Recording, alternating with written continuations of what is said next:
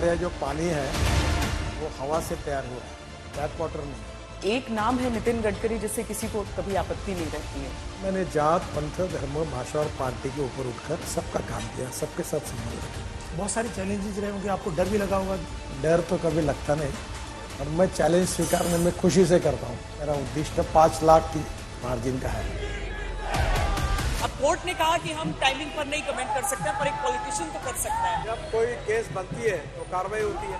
क्या 2024 का रास्ता हाईवे से होकर निकलेगा? इस बार महाराष्ट्र में हमारी पिछले बार जैसी जीत हुई वैसी जीत होगी।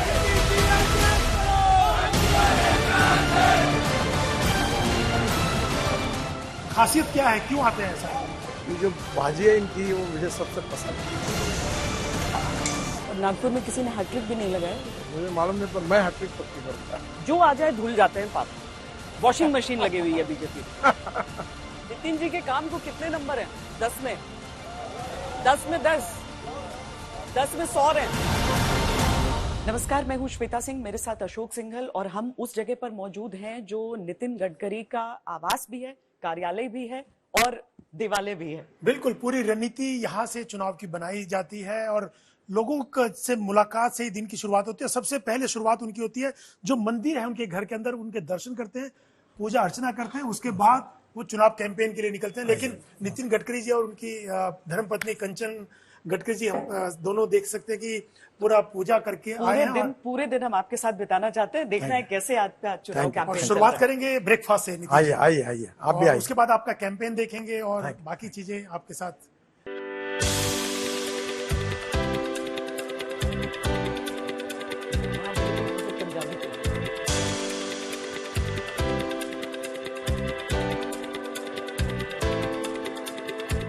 हमारे यहाँ जो पानी है वो हवा से तैयार हुआ है, टैप वाटर नहीं है। ये पानी आप टेस्ट करिए, ये प्योरेस्ट फॉर्म है। आपने एक बार बताया था जो सामने मशीन है उधर, वहाँ पानी नहीं है, टैप नहीं, हवा में लेता है, हवा से पानी आ रहा है। लेकिन नागपुर की हवा कैसी है अभी? हवा तो अच्छी है। तीसरी बार चुनाव लड़ रहे हैं आप यहाँ से और पूरा नागपुर का अगर हम लोकसभा चुनावों का इतिहास देख लें तो यहाँ पे 3 बार बीजेपी जीती है अभी तक, जिसमें से 2 बार आप ही के नाम है। हाँ, नागपुर ये एक समय इंदिरा जी जब थी तो विदर्भ ये कांग्रेस का गढ़ था, उसके पहले भी कांग्रेस ही जीतती थी।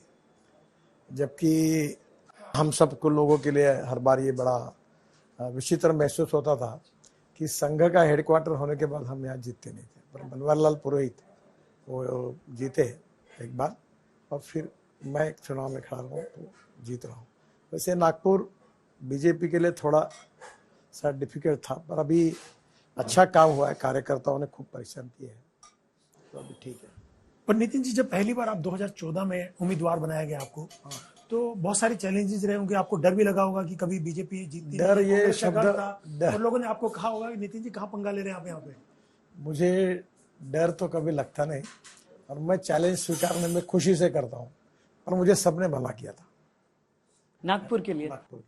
पार्टी के ज्येष्ठ नेताओं ने, विचार परिवार के लोगों ने भी कहा था कि यहाँ रिस्क मत लो, पर मैंने यहाँ, मेरे जन्म स्थान है और मैंने बहुत मेहनत की है।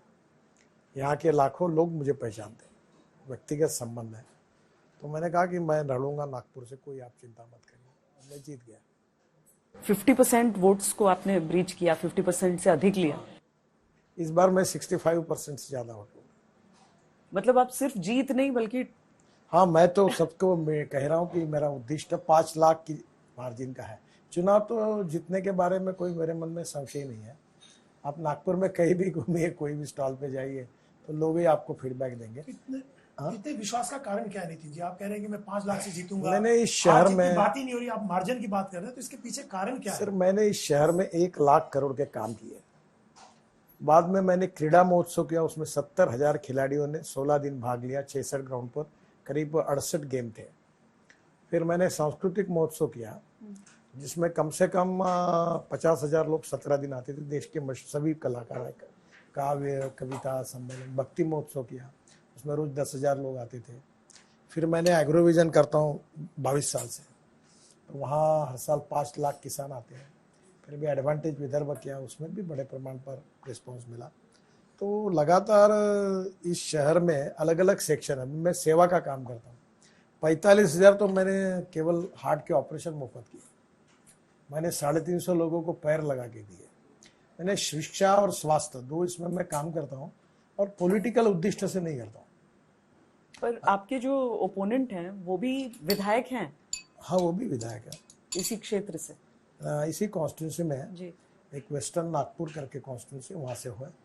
देवेंद्र फडणवीस एक कॉन्स्टिट्यूंसी एमएलए है, एक 3 कॉन्स्टिट्यूंसी में हमारे विधायक हैं, एक में विशेष रूप से हमारे ये कांग्रेस के एक विधायक है, और एक जगह भी 2 कांग्रेस के विधायक। तो उनको कितना बड़ा आप चैलेंज मानते हैं? आपको लगता है कि लोकल विधायक हैं, ठाकरे नाम उनके साथ जुड़ा हुआ है, बेशक वो ठाकरे परिवार से नहीं है, और यहाँ उनका भी काम काफी उन्होंने किया बेचारे खड़े नहीं होना चाहते थे, वो जबरदस्ती उनको अनेक दिनों तक किसने लड़ना यही तय नहीं हो पा रहा था। उनको पार्टी का आदेश हुआ, उसलिए वो लड़ रहे हैं। पर वो अच्छे भले इंसान है, मेरे अच्छे मित्र हैं, कैसा और होता है? मैंने उनको चुनाव लड़ने के लिए शुभकामनाएं भी दी। आपके सारी पार्टियों में दोस्त हैं, और एक नाम है नितिन गडकरी, जिससे किसी को कभी आपत्ति नहीं रहती है, पर तो ऐसे में चुनाव कैसे? Friendly fight? नहीं, अभी तो ऐसी स्थिति में फ्रेंडली फाइट करना उनके ऊपर अन्याय होगा। पर एक बात है कि मैंने जात, पंथ, धर्म, भाषा और पार्टी के ऊपर उठकर सबका काम किया, सबके साथ संबंध रखे। ये एक प्रकार से मेरे लिए एक जीवन का ये एक अप्रोच है कि सबका साथ, सबका विकास, सबका प्रयास, मोदी जी ने भी कहा है। तो मैं हिंदू हो, मुसलमान हो, वोट देने वाला हो, नहीं देने वाला हो, मैं जब यहाँ कार्यालय मिलता हूँ, 3-3 हजार लोग लाइन में खड़े रहते, मैं सबको मिलता हूँ, सबके काम करता हूँ। और पार्लियामेंट में भी ये पहली बार जब हुआ कि 75 सांसदों ने मेरा धन्यवाद देने के कारण, देखो नेशनल हाईवे बनता है तो एक कॉन्स्टिट्यूंसी बीजेपी और एक कांग्रेस में, क्या वहाँ उसका रोड थोड़ी बंद करूँ? तो मैं सबका काम जो कानूनी रहता था वो करता था। उसके कारण अपोजिशन पार्टी के लोग भी मेरे साथ, और यहाँ भी अलग अलग पार्टी के लोग मुझे शुभकामनाएं भी दे रहे हैं। लेकिन जो आपके सामने चुनाव लड़ रहे हैं नितिन जी, वो भी आपके पास आते होंगे सड़कों का काम लेकर के, तो वो तो नहीं, वो वैसे अनेक बार मुझे मिले, मेरे मित्र हैं, वो भी अच्छे कार्य करता है, और जब उन्होंने निर्णय हुआ तब मैंने उनको शुभकामनाएं दी, लड़िए करके, कोई प्रॉब्लम नहीं। देखो लोकतंत्र में लड़ने का अधिकार सबको है। नहीं, जनरली क्या होता है नितिन जी की आलोचना करते हैं एक दूसरे की, जो सामने एक दूसरे के खिलाफ चुनाव लड़ रहे हो, तो वो क्या कह रहे हैं और आप क्या उनको? मैं तो मेरे पूरे अभियान में उनका नाम तक नहीं लेता, मैं अपनी पॉजिटिव बात जो मैंने की वही लोगों को बताता हूँ, क्या किया है और क्या करना चाहता हूँ। ये क्या है? सूप है। और श्वेता, खास बात बताऊं, नितिन जी की खाने के बहुत शौकीन है। रात को इनको चिंता होने लगती है कि सुबह क्या। हमारे यहाँ ऑरेंज सूप बनता है, मैंगो सूप बनता है। तो शौकीन है नितिन जी, रात को इनको चिंता होने लगती है कि सुबह, हाँ, सुबह क्या खाना खाना है। अच्छी टेस्ट, बहुत अच्छा टेस्ट है। तो श्वेता, इनका ये है कि रात को ही चिंता होती है कि सुबह क्या नाश्ता खाना है, सुबह चिंता होती है दोपहर को क्या खाना है, रात को क्या खाना है। तो नितिन जी ये बताइए कि आप इलेक्शन में इतना मशरूफ हैं, सुबह से लेके लोगों से मिलना जुलना, तो अपनी पसंद का जो आप अलग अलग आपको आश्चर्य लगेगा, कल मैं यात्रा में था, एक पकोड़े वाले ने मेरा पहचान, पकोड़े लाए, समोसे वाले ने समोसे लाए, किसी ने लस्सी लाई, किसी ने जूस लाए, फ्रूट्स लाए। पूरे शहीद चौक में मैं जब कैंपेन में था तो कोई लस्सी ला रहा, कोई छाछ ला रहा, इतना लोगों का अपनापन है। अच्छा, आपने कहा नागपुर में मैं पोस्टर्स नहीं लगाऊंगा, वैसे नहीं, मतलब ये क्यों? ये मैंने ऐसा नहीं कहा, मैंने ये कहा था कि नागपुर में 10 साल में मैंने कार्य किया 1 लाख करोड़ का अलग अलग क्षेत्र में, फिर स्वास्थ्य के क्षेत्र में, सांस्कृतिक, स्पोर्ट्स, सब में काम किया। अब मेरा काम भी नागपुर के लोगों को मालूम है, और उम्मीदवार करके नाम भी मालूम है और काम भी मालूम है, तो पोस्टर बैनर लगाने की कोई ज़रूरत नहीं है, क्योंकि नागपुर में ये सब बातें मालूम है। और मैंने ये कहा कि नागपुर मेरा परिवार है और मैं नागपुर का हूँ, उस परिवार का घटक हूँ। और मैंने अपने व्यवहार में, आप पब्लिक को भी बात करिए, कोई भी आता है तो उसके साथ मैंने वही प्रेम से वास्ता निभाया। तो इसलिए मैंने कहा पोस्टर बैनर लगाने की कोई ज़रूरत नहीं है। इसके पीछे एरोगेंसी नहीं है, इसके पीछे अहंकार नहीं है, इसके पीछे है कि लोगों में मेरा इतना अपनापन और संबंध है कि अब ये लगाने की जरूरत नहीं है। लोगों का मेरे ऊपर प्रेम है और काम उनको मालूम है, यही भाव था। फिर रोड शो क्यों? रोड शो इसलिए लोगों को मिलने का मौका, क्या होता है कि मैं बहुत बार ये कह चुका हूँ कि human relationship is the biggest strength of politics, social work and business. व्यक्तिगत रूप से आप कभी आज तो पानी आ रहा है, पर आइए कि कोई लंगड़ता हुआ आता है, कोई चल नहीं पाता है। मैंने 1 लाख लोगों की आंखें जांच की, 50,000 लोगों को चश्मे दिए, 25,000 कैटरेक्ट के ऑपरेशन किए, 1,14,000 दिव्यांग और सीनियर सिटीजन को कुछ ना कुछ साहित्य दिया। तो वो भजन मंडली होती है, उनको मैं सांस्कृतिक बढ़ाने के लिए मैं 500 भजन मंडली को तबला पेटी दी। और मैं आपकी मेहंदी लगाती है, उसमें हमारे सांस्कृतिक महोत्सव की तरफ से 36,000 महिलाओं को 20 रुपए में अच्छी मेहंदी लगाई। हमारी कार्यकर्ता है, उसकी 370 लड़कियां ये काम करती थी शारदोत्सव के समय। तो मैंने ये इतना ह्यूमन टच से काम किया है कि जिसके कारण मेरा लोगों से अच्छा संपर्क है। तो नितिन जी, मुद्दा क्या लेके जा रहे हैं लोगों के बीच में? किन मुद्दों पे आप वोट मारे? अपने काम की वजह से जो आपको सड़कें आपने बनाई, हाईवेज बनाए, क्या वो एक बड़ा मुद्दा है या और कोई मुद्दा है? क्योंकि नागपुर एजुकेशनल हब है, नागपुर टाइगर कैपिटल है, नागपुर जीरो में लॉजिस्टिक कैपिटल बन रहा है, नागपुर एविएशन का हब बन रहा है, नागपुर हेल्थ का हब बन रहा है, नागपुर एजुकेशन का हब बन रहा है। नागपुर ये पहला शहर है जहाँ पीने के पानी के लिए 24/7 योजना चलती है, देश में एक ही यशस्वी हुई है। 60 से 70% लोगों को पानी मिलता है, नो प्रॉब्लम पानी का। नागपुर पहला शहर है कि यहाँ अभी हम मार्केट्स बना रहे हैं, कुछ कमियां हैं। ये बाजू में मेरे घर के सामने एक डिफेंस की रेलवे लाइन थी 35 हेक्टर, तो मैंने वो 2.5 करोड़ में हमने ली महानगर पालिका में।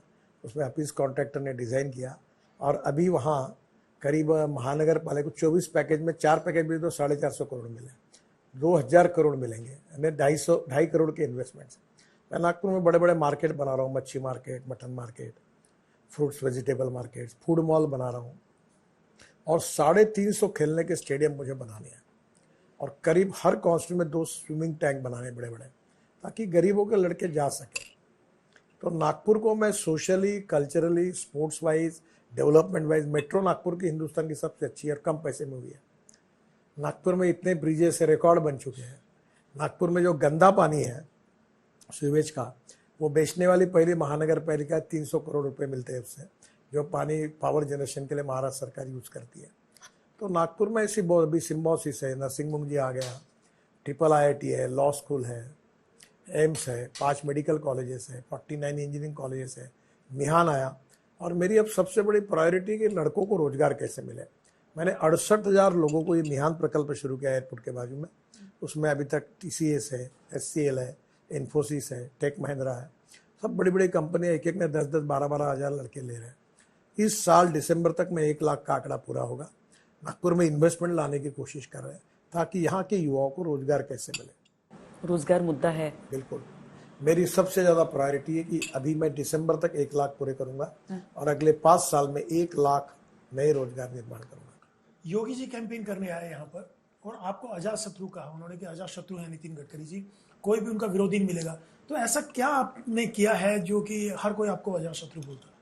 नहीं, मैंने ऐसा कुछ किया नहीं है और मैं कैलकुलेटेड पॉलिटिशियन नहीं हूँ। और मैं कभी कभी नेचुरल प्रोसेस में भी कभी आता है तो नाराज भी हो जाता है, गलत काम हुआ तो गालियां भी देता है। तो मतलब कभी कोई मतलब वैसे बहस कभी नहीं होती है? बहस होती, बहस सर उनसे जानना कभी नहीं होती है।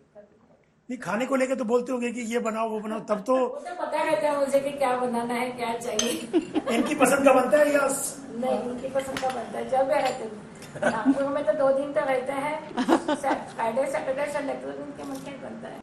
पर इनको तो बाहर का हर रोज नया नया खाना पसंद होता है, बाहर का खाना, घर का तो दिल्ली में तो खाते नहीं है ये। दिल्ली में तो खाते नहीं, मालूम है मुझे। लेकिन घर में परिवार के साथ खाना खाते हैं क्योंकि उनको बहुत अच्छा लगता है। सब पोते पोती सब घर में आते हैं, रहते हैं, तो अच्छा लगता है उनको घर में खाना खाना। और कभी कभी हम साथ में बाहर भी जाते हैं क्योंकि घर में जब रहते हैं तो पूरा दिन लोग रहते हैं, तो फिर बच्चों को भी लगता है कि नहीं हमने प्राइवेट टाइम गुजारना चाहिए, तो फिर बाहर चले जाते हैं। लाइफ और जिंदगी खुशी से जीनी चाहिए, जीवन में आनंद होना चाहिए। चुनाव का स्ट्रेस भी लेता है? बिल्कुल, मेरे किसी चीज का स्ट्रेस नहीं। चलिए हम नाश्ता करते हैं क्योंकि महाराष्ट्र की पॉलिटिक्स में बड़ा स्ट्रेस है। तो वो जब चुनाव प्रचार के लिए आगे बढ़ेंगे तो उस पर बात करेंगे और बातचीत करेंगे इनसे।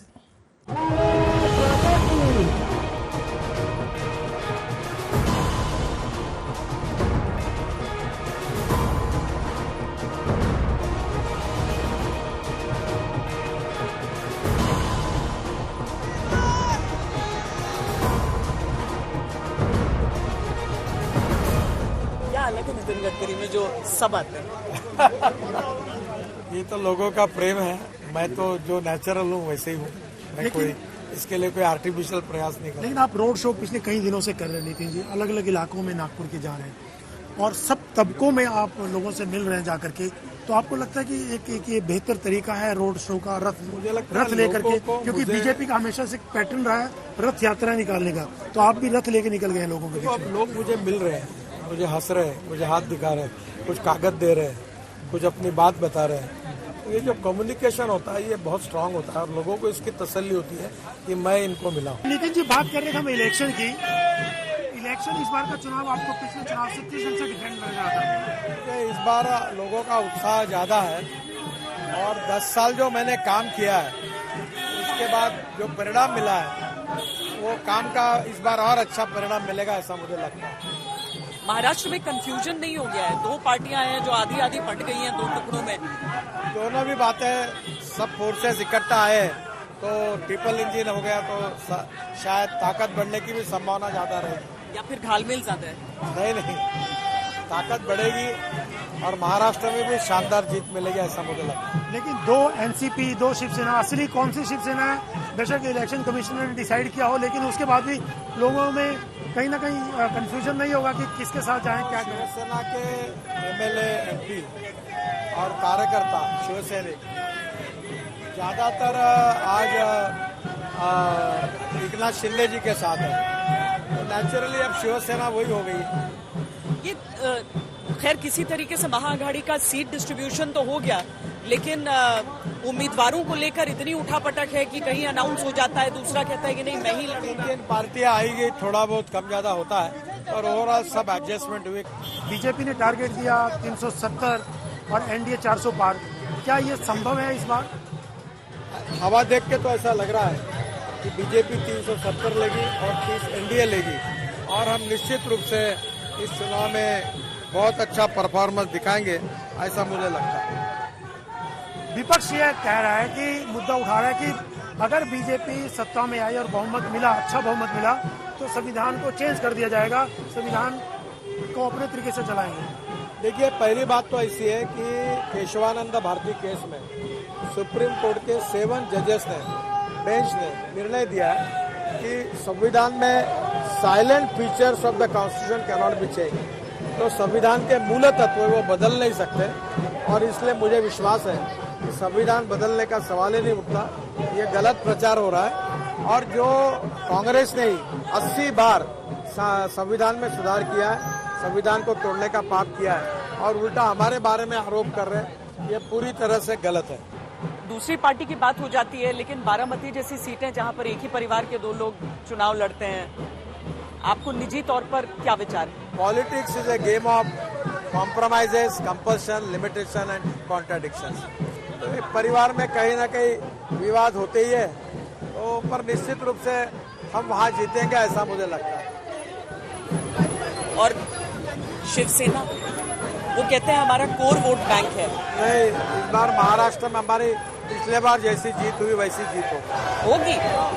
लेकिन नितिन जी, विपक्ष का ये भी एक कंसर्न है कि BJP ED, CBI, income tax तमाम एजेंसीज का इस्तेमाल करके विपक्ष को टारगेट करे, उनको जेल में डाल रही है, उसके घबराई हुई है बीजेपी।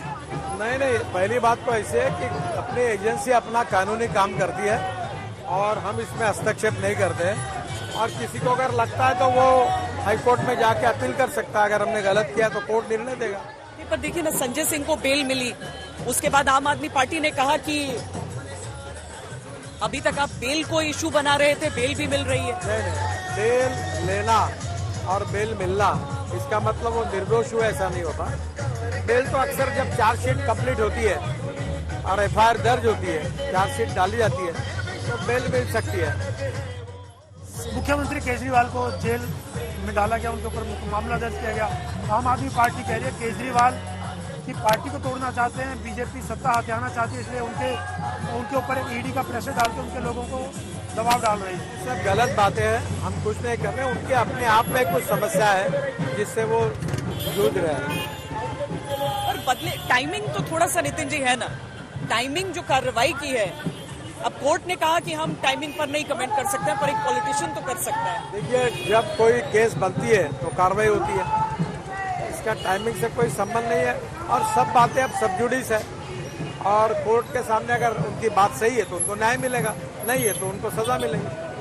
पर दो चीजों के बीच लड़ाई हो गई है, भ्रष्टाचार के खिलाफ लड़ाई चल रही है या फिर भ्रष्टाचार के नाम पर कार्रवाई चल रही है, राजनीतिक रंजिश। तो एविडेंसेस है, हाईकोर्ट ने भी कहा है कि उसके बारे में जो उन्होंने जजमेंट दिया है उसके बारे में उन्होंने भी कुछ तथ्यों को एक्सेप्ट किया है।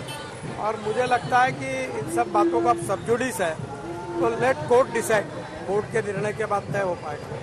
नितिन जी, एक सवाल ये भी उठता है कि राहुल गांधी ने भारत जोड़ो यात्रा की, पहले फिर भारत न्याय यात्रा की, किस दिन से देखते हैं इस यात्रा का?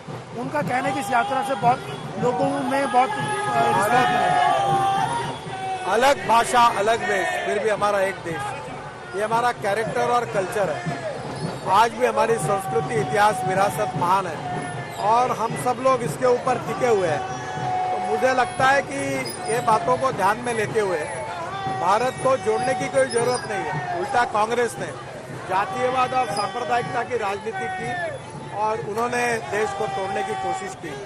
भारतीय जनता पार्टी देश में एकात्मता के साथ देश को एक रखने के लिए कोशिश कर रही है और इसीलिए हमने सभी धर्मों के साथ समान न्याय, यही विचार रखते हुए सबका साथ, सबका विश्वास, सबका प्रयास, यही भाव रखा हुआ। अच्छा, तस्वीरों में भी हम दिखा रहे हैं कि बरसात हो रही है, लेकिन लोग जैसे ही यहाँ पर देख रहे हैं रोड शो को आगे बढ़ते हुए, वो आगे देखिए किस उत्साह के साथ यहाँ पर आ जा रहे हैं।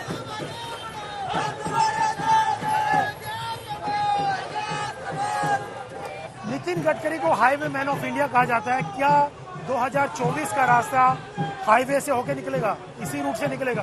2024 तक, एंड होने तक देश के राष्ट्रीय महामार्ग अमेरिका के बराबर होंगे, ऐसा मैंने कहा था और निश्चित रूप से वो बात आप सबको महसूस होगी, ये मेरा विश्वास है। ये कनेक्शन जो है वो रास्तों से ही बना है। नहीं, रास्तों से भी बना, काम से भी बना और सबसे अच्छा ह्यूमन बिहेवियर से, सभी संबंधों को ठीक प्रकार से मेंटेन करना। मैंने कभी राजनीतिक उद्देश्यों से काम नहीं किया।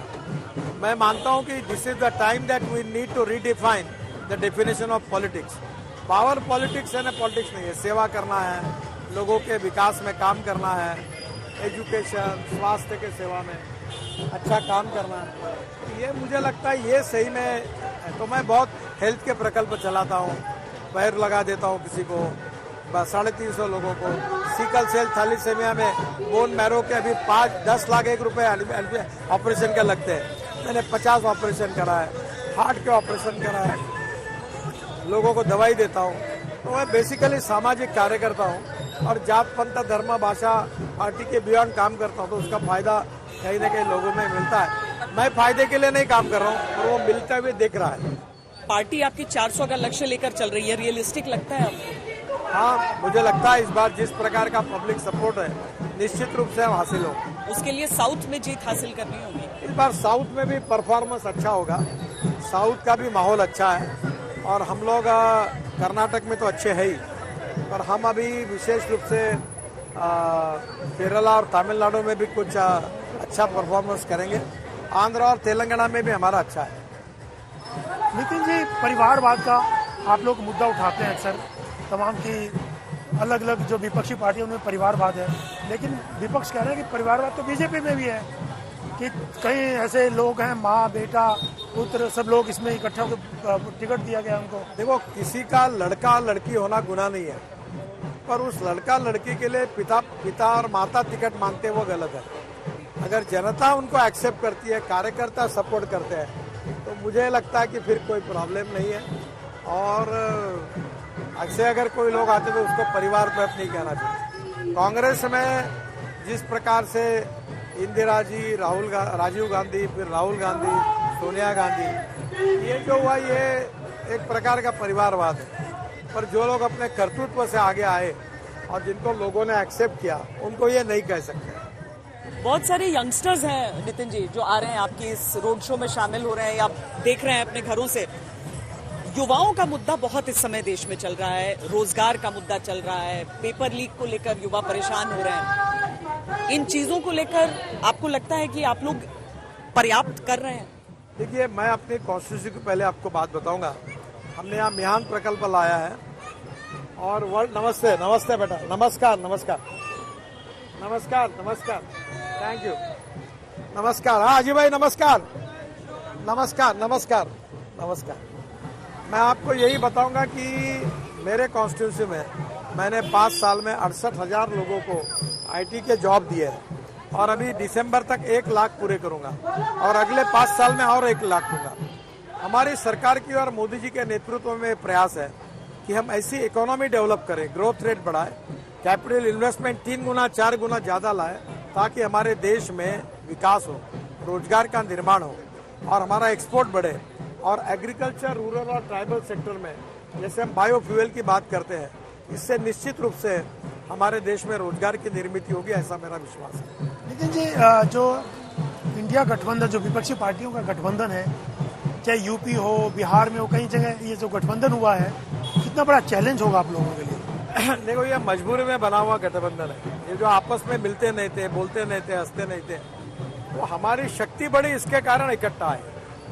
तो ये इनका पॉलिटिक्स ऑफ कंपल्शन है और मुझे लगता है इसमें वो जो आए हैं politics of convenience and politics of conviction, तो एक कन्वीनियंस के आधार पर कोई गठबंधन टिकता नहीं। जैसे बंगाल जैसा राज्य हो गया जहां पे गठबंधन ही बटा हुआ है, पर ममता बनर्जी बड़ा चैलेंज है अभी भी बीजेपी के लिए। बंगाल में उनकी ताकत है, पर हम भारतीय जनता पार्टी जिस ताकत से बड़ी है, हम ममता जी का मुकाबला करेंगे और इस बार हमें बंगाल में पिछले से भी 18 सीटें आई थी और अच्छा यश मिलेगा। अच्छा, किन स्टेट्स को आप आंक रहे हैं बेहतर?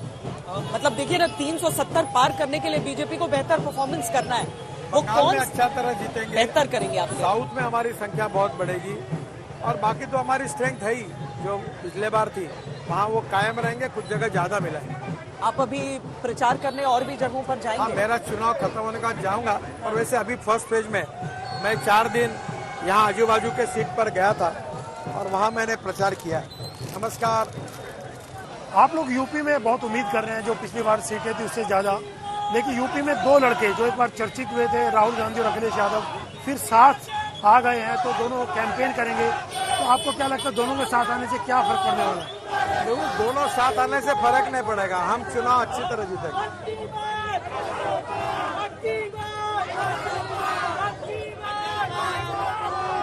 ये मेरी कार्यकर्ता महिला है ना, सफेद पहने हुए, वो सामने बहुत कट्टर काम करती है।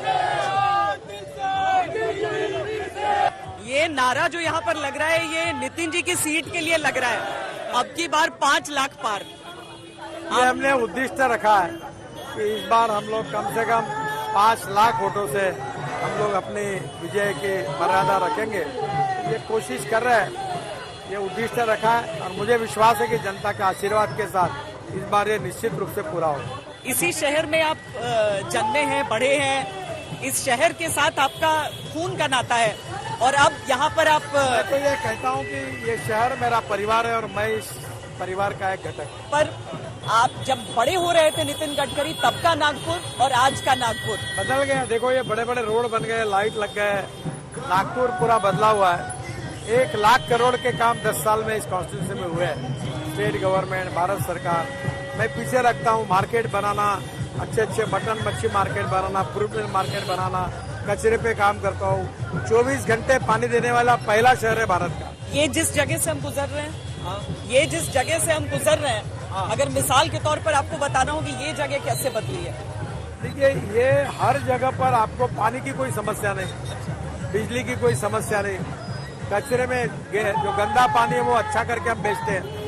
अब गंदा सॉलिड वेस्ट में हमने लगाया काम, नेदरलैंड की कंपनी है, तो गैस तैयार करेंगे 27 टन CNG और उस पर बसेस और ट्रक नागपुर में चलेगी। सब इनोवेशन टेक्नोलॉजी। अब ये नदी है, नाग नदी, अब इसमें हम लोग 2400 करोड़ मंजूर किए और जायका का फंड मिला हुआ है और इसका काम अभी होगा।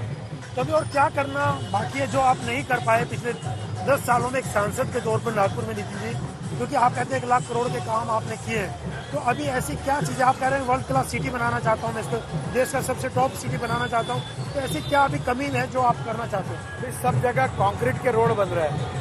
हमारे यहाँ मैं एजुकेशनल हब बनाना चाहता हूँ और एजुकेशन इंस्टीट्यूशन लाना चाहता हूँ। यहाँ टूरिज्म बढ़ाना चाहता हूँ, कैपिटल इन्वेस्टमेंट। सबसे पहली प्रायोरिटी मेरी है कि मैक्सिमम लोगों को रोजगार कैसे मिले, और रोजगार का जो प्रयास है वो मैं कर रहा हूँ। क्या बदला जब नागपुर में हम बात करते हैं तो देखिए बीजेपी के झंडे के साथ आपको एनसीपी की घड़ी भी दिख रही है, उसका भी झंडा दिख रहा है। बहुत कुछ बदला है। अब इससे आने वाले दिनों में क्या बदलेगा वो भी देखना होगा। अलायंस पार्टनर है ना।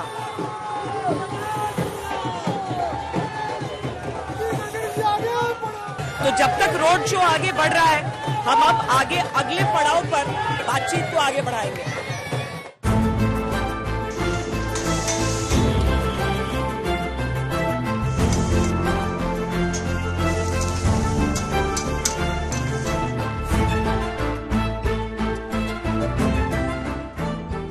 नितिन जी आप पहले से यहाँ आते रहे?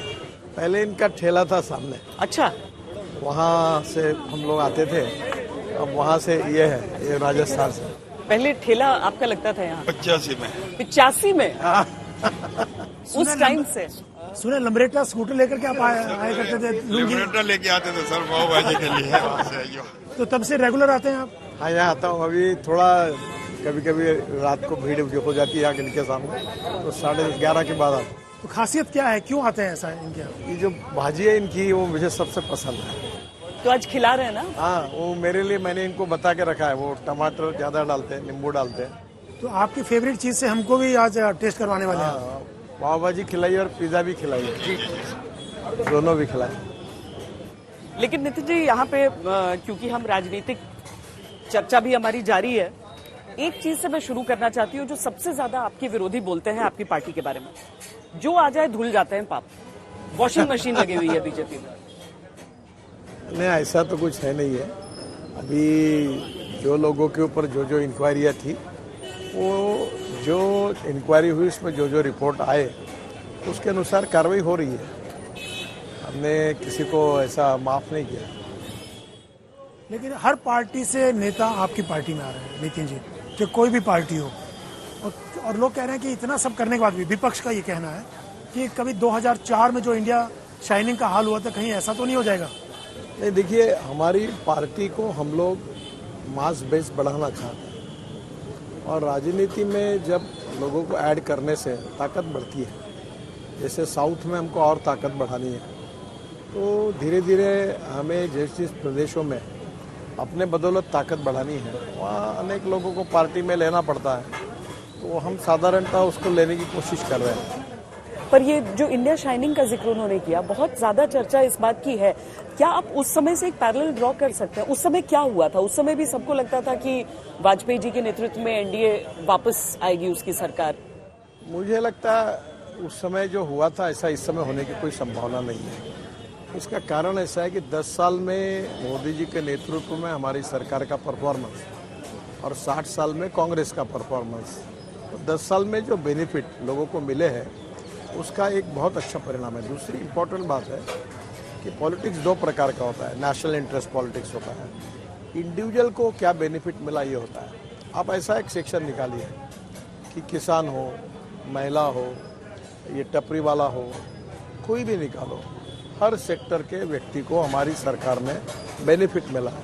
नितिन जी, विकास की आप बात कर रहे हैं, मोदी जी भी कर रहे हैं, पूरी पार्टी कर रही है। विकास के साथ साथ जो डेवलपमेंट आपने किया है, क्या राम मंदिर भी एक बड़ा मुद्दा है आपके लिए? देखिए, मेरा ये प्रामाणिक मत है कि राम मंदिर को राजनीति का मुद्दा नहीं बनाना चाहिए। ये हम लोगों ने अनेक साल इसके लिए संघर्ष किया, और मुझे बहुत इस बात की खुशी है कि अयोध्या में भव्य राम मंदिर का निर्माण हुआ। ये कोई पार्टी या कोई जात, कोई पंथ धर्म ऐसी बात नहीं है।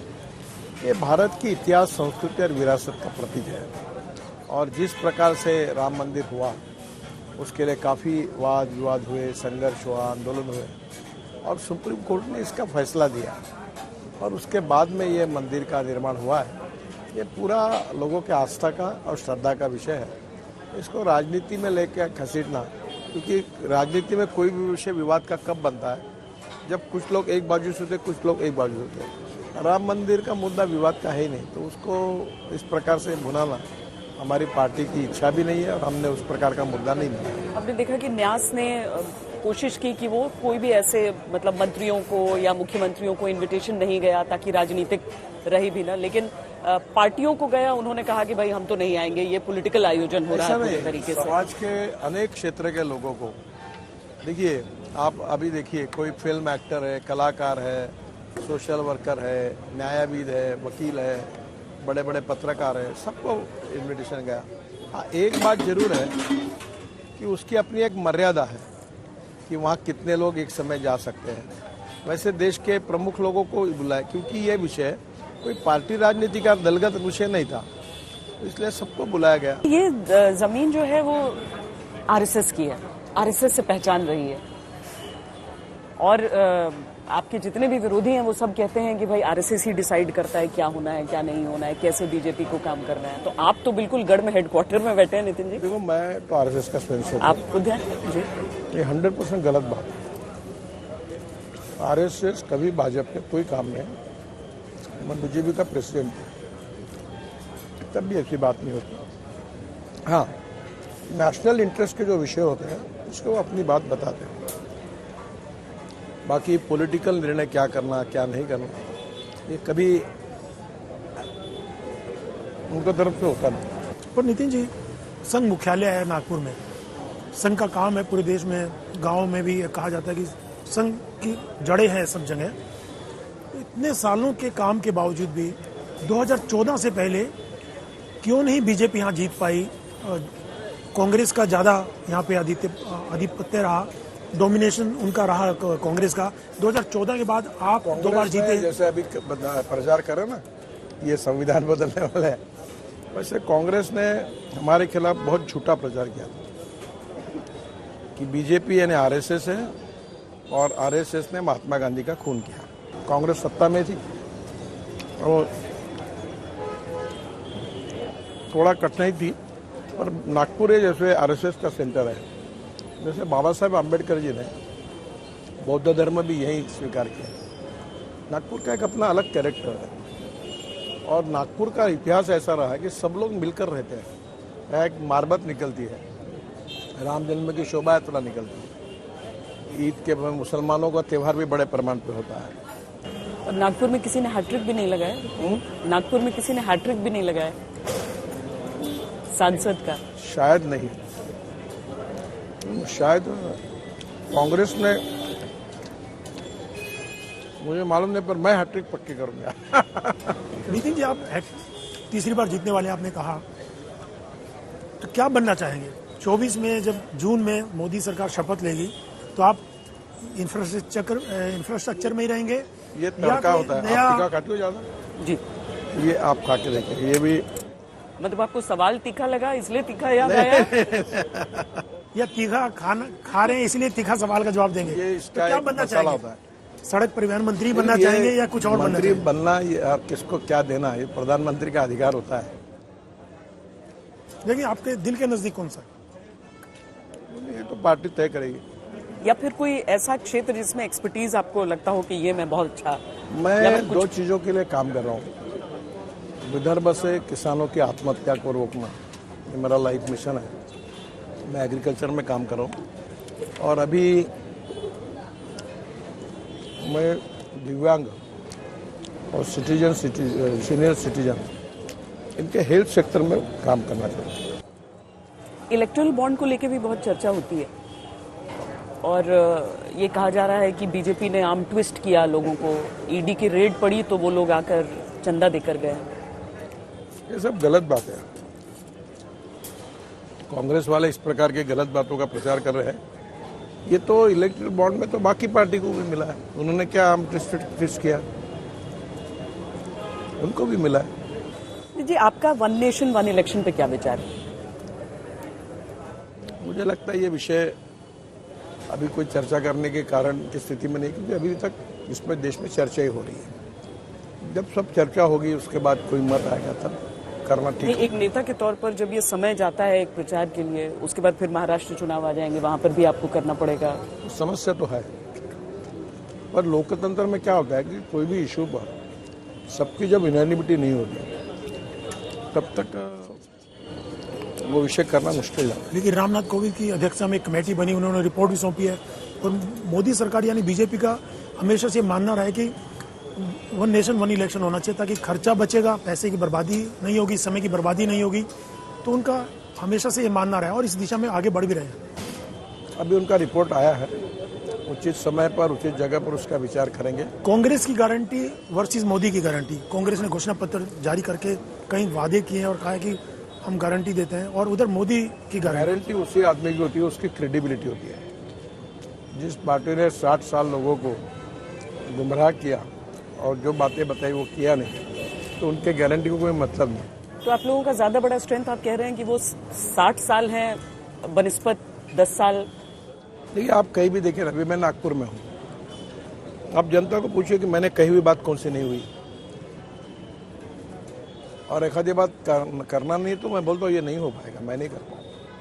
तो लोगों में विश्वास आ रहा था, क्रेडिबिलिटी जो है, ये बीजेपी की क्रेडिबिलिटी, मोदी जी की क्रेडिबिलिटी काम करके दिखाया हर चीज को। कांग्रेस में बोलते रहे, वो गरीबी हटाओ का नारा दिया। गरीबी किसकी हटी? गरीबी हटाओ का नारा दिया, 20 कलमी कार्यक्रम आया, 5 कलमी, पानी देना, 5 कलमी कार्यक्रम आया, क्या हुआ? प्रधानमंत्री की सबसे बड़ी ताकत आपके हिसाब से क्या रही कि नॉन कांग्रेस पीएम 2 बार बने भी और तीसरी बार वो 400 पार भी कह रहे हैं? जो बोल रहे वो बात वो करके दिखाते हैं, ये सबसे बड़ा है। हाँ। और जो बताते वो उसके लिए पूरा करने के लिए मेहनत करते हैं और लगातार पीछे लगते हैं और वो करके दिखाते हैं। देखो, कोई भी काम करना है, एक ब्रिज बांधना है, कोई लैंड नहीं देता, कोई परमिशन नहीं देता, बहुत दिक्कतें आती है। मैं एक एक के पीछे लगता हूँ, तब वो कहीं काम शुरू होता है। तो कोई काम में फॉलोअप करने बोल दिया हो जाएगा ऐसा नहीं होता, उसका फॉलोअप करना पड़ता है। तो ये जो planning in advance, planning in detail और उसका वेल प्लान इम्प्लीमेंटेशन, ये उनकी विशेषता है। आप प्रिडिक्ट करने के बहुत बड़े फैन तो हैं नहीं, लेकिन पार्टी ने देश का नारा तो दिया है, पर मैं महाराष्ट्र का प्रोजेक्शन आपसे समझना चाहता हूँ। लोकसभा में कितनी सीटें? अभी तो ट्रिपल इंजन की सरकार है, जब हम 2 थे तभी हमने बहुत जगह मिली। इस बार मुझे लगता है कि पिछले बार जो थी उससे 1-2 सीटें ज्यादा ही मिली। पिछली बार से 1-2 सीटें ज्यादा? तो मतलब विपक्ष के लिए आप ज्यादा कुछ छोड़ने वाले नहीं है पिछली बार? हमारा छोड़ने का क्या कारण है? जनता नहीं चाहती उनको, तो हम क्या करें? आप इतना शौकीन है खाने के, सड़क के किनारे बैठ करके आप खा रहे हैं खाना, मंत्री बनने के बाद भी, और शुरू से ही आपका ये स्टाइल रहा है। मैं आपको एक बात बताऊं, जो स्ट्रीट फूड होता है तो बड़े होटल और रेस्टोरेंट से कई गुना अच्छा टेस्ट होता है। ये तो है। अब प्रॉब्लम यह है कि वहाँ जाना और खाना मुश्किल होती है, तो मैं जनरली 11 बजे के बाद आता हूँ, बताता नहीं, चुपचाप 11 बजे फोन करता हूँ मैं आ रहा हूँ, बंद मत कर दो। अब लोगों ने ये भी जगह भी देख ली है, टीवी पे ये भी सुन लिया है कि 11 के बाद आते हैं। जिसको मिलना है अपने सांसद से वो इस समय आएंगे। 50 साल से आप लगातार आ रहे हैं यहाँ पे नीतीश जी। हाँ बिल्कुल। जब आप मेरे बच्चे आज बड़े हो गए, हम तीनों आते थे, मेरी पत्नी और मैं, उधर वो जो यशवंत स्टेडियम है खाते थे उधर, और कभी पिज्जा खाते थे, कभी कुल्फी खाते थे। यहाँ पर विशुद्ध नागपुर की जनता है, हम इनसे भी बात करके जरा पूछेंगे कि नागपुर की जनता का across caste, religion, creed, sex and party मेरे साथ जो प्रेम है, that is the biggest capital of my political life. Nitin ji के काम को कितने नंबर हैं? 10 में 10 में 10 10 में 100 हैं। सब नागपुर के लोग हैं सारे। नितिन जी के काम को 100 कौन बोल रहा था? 10 1000 क्यों? 1000 क्यों? विकास किया है उन्होंने? डेवलपमेंट का पैरामीटर विकास आना चाहिए। क्या डेवलपमेंट का पैरामीटर गडकरी साहब को बनाना चाहिए। 100% बेंचमार्क। जो नागपुर आज दिख रहा है वो नितिन जी की वजह से ही है। सिर्फ सामने इस वजह से तो नहीं बोल रहा है? अच्छा काम लगता है? अच्छा लगता है। नितिन जी का अच्छा काम है। हाँ? काम अच्छा है। किसी को कोई शिकायत? हाँ। नागपुर में एक खासियत जो है, बाकी शहरों में भीड़ होने के बाद विकास बनता है, यहाँ पे पहले विकास बनता है। लोगों को जो नीड है जो पहले बनती है, जो आगे कुछ सालों बाद लगने वाली है, तो बाकी जगह आगे का सोचते हैं, आगे का विजन सोच के काम किया है नागपुर में। बाकी जगह कैसा होता है, पूरा एकदम क्राउडेड होने के बाद ब्रिज बनना चालू। आपने 10 बोले, हमने 100 बोले, 100%। तो पहले काम हो जाता है, आज फिर पूरे देश में नागपुर को पहचानते हैं मैडम, गडकरी साहब की वजह से। हम बाहर गाँव जाते हैं तो हमारी इज्जत गडकरी साहब की वजह से होती है। अच्छा, जो नागपुर में जो नेपाल गए थे, वहाँ पे बोले गडकरी साहब के गाँव से हो, हमारे बहुत एक खासियत जो है ओवर ब्रिज की, जो सिटी से बाहर जाने वाले ब्रिज है, जो ऐसे कौन से भी शहरों में नहीं है। सिटी से डायरेक्टली बाहर जाने वाले ब्रिज 4-5 अभी कुछ बन भी रहे हैं, और जो सर की वजह से। मैडम एक बोलना चाहूंगा कि जो बोलते हैं लोग हाँ। कि रोजगार नहीं है, अगर मेरे पास टैलेंट है तो मैं जगहों से रोजगार खड़ा कर सकता हूँ। जो मोदी जी ने जो बोला है आत्मनिर्भर भारत, सब बोलते हैं कि रोजगार नहीं, रोजगार अगर सभी को रोजगार मिलेगा तो क्या करेंगे। बाकी की चीजें के स्टार्टअप हम कर रहे हैं, अभी खुद हम से यूनिकॉर्न कोशिश हो करनी चाहिए, आप कह रहे गए। हैं। यूनिकॉर्न हो गए स्टार्टअप में, तो हर कोई के पास में टैलेंट अगर है तो अपना टैलेंट दिखाइए। बोलना कुछ है और करना एक आपस में एक बड़ी चीज है, जो गडकरी साहब बोलते हैं और वो करते हैं। ठीक है। चलिए, ये जो बड़ा कॉम्प्लीमेंट वहां से मिला है वो ये कि नागपुर की शान कह रहे हैं, और ये भी कह रहे हैं कि बाकी शहरों में जरूरत के हिसाब से विकास होता है, यहाँ विकास कर दिया जाता है क्योंकि जरूरत को पहले से आंक लिया जाता है। और दूसरा एक सवाल और है श्वेता, नितिन जी कह रहे हैं मैं 5 लाख वोटों के रिकॉर्ड मतों से जीतूंगा, तो जनता क्या चाहते हैं, कितने मतों से जीतेंगे, क्योंकि इनका टारगेट 5 लाख का है इस बार। उन्होंने 5 बोला, 5 के ऊपर है। 8 लाख तो मिनिमम 8 लाख, मिनिमम 8 लाख। बहुत बहुत धन्यवाद नितिन जी बातचीत करने के लिए। बहुत बहुत धन्यवाद।